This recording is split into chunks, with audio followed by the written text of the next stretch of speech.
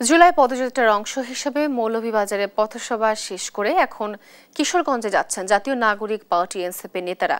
সেখানকার পরিস্থিতি জানাতে সরাসরি যুক্ত হচ্ছেন আমাদের সহকর্মী তোফায়েল আহমেদ। তোফায়েল, স্থানীয় নেতাকর্মীদের উচ্ছ্বাস কেমন দেখছেন এবং পদযাত্রা ঘিরে সেখানকার সর্বশেষ পরিস্থিতি কি জানাবেন?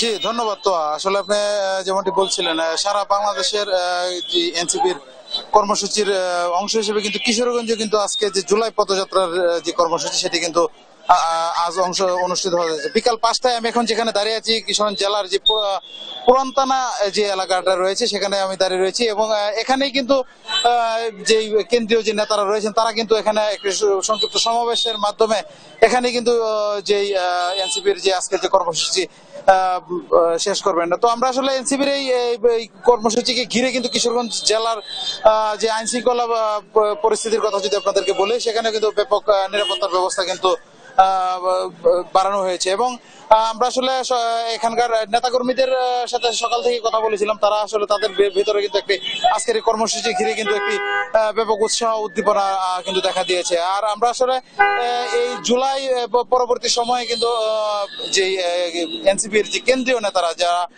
জুলাই যোদ্ধা হিসেবে যারা আসলে সারা দেশে কিন্তু সুনামের সাথে করেছে, তারা কিন্তু এই কিশোরগঞ্জে প্রথমবারের মতো কিন্তু আসবে। আমরা আসলে আজকে একজনের সাথে আমরা একটু কথা বলতে চাই যে এখানকার যে এনসিপির যে সংগঠক যে কিশোরগঞ্জ জেলার ফয়সাল প্রিন্স, তিনি আসলে তার কাছ থেকে আমরা আসলে জানবো যে আসলে তাদের আজকের এই প্রোগ্রামটাকে ঘিরে আসলে কেমন পরিস্থিতি। তো আজকের এই প্রোগ্রাম ঘিরে আপনাদের প্রস্তুতি কি, আর কোনো ধরনের নিরাপত্তার কোনো জি আসসালামু আলাইকুম। আজকে আমরা জানি যে সকলেই যে 24-এর গণ অভ্যুত্থানের নেতৃত্ব দানকারী যারা ছাত্র সমন্বয়ক এবং যারা ছাত্র নেতা আছে তারা আজকে প্রথমবারের মতো কিশোরগঞ্জের মাটিতে পা রাখতে যাচ্ছে। সেই তাদের আগমনকে ঘিরে আমাদের আইন শৃঙ্খলা বাহিনী নিরাপত্তা জোরদার করা হয়েছে এবং আইন শৃঙ্খলা বাহিনী সর্বোচ্চ সতর্ক অবস্থানে আছে এই মুহূর্তে। তার পাশাপাশি তারা হচ্ছে দেশ গঠনের জন্য প্রত্যেকটি জেলায় জুলাই পদযাত্রার অংশ হিসেবে আজকে কিশোরগঞ্জ এখানে আসছে। কিশোরগঞ্জবাসীর বিভিন্ন আশা আকাঙ্ক্ষা শুনবে তারা এবং কিশোরগঞ্জকে কিভাবে সামনের দিকে এগিয়ে নিয়ে যাওয়া যায় এবং কিশোরগঞ্জের মাটিকে কিভাবে বাংলাদেশের মানচিত্রে তুলে ধরা যায়, সেই লক্ষ্যে আমরা আজকে এই সমাবেশের বা পদযাত্রার আয়োজন করেছি। জি ধন্যবাদ।